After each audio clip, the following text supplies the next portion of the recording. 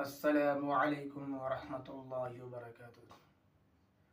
جانور کو ذبح کرتے وقت قبلہ کی طرف رخ کرنے کا حکم ہے۔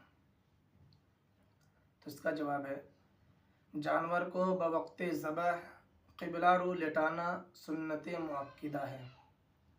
قبلہ کے علاوہ کسی اور سمت کی طرف رخ کر کے ذبح کرنا مکروہ تحریمی ہے۔ ہاں البتہ ذبیحہ اس صورت میں بھی حلال ہوگا، اور دائیں اور بائیں پہلو میں سے جس پہلو پر چاہے لٹائیں، دونوں طریقے پر جائز و درست ہے۔ لیکن بائیں پہلو پر لٹا کر ذبح کرنا دو وجہ سے افضل و بہتر ہے۔ ایک تو اس وجہ سے کہ حضور صلی اللہ علیہ وسلم نے اپنی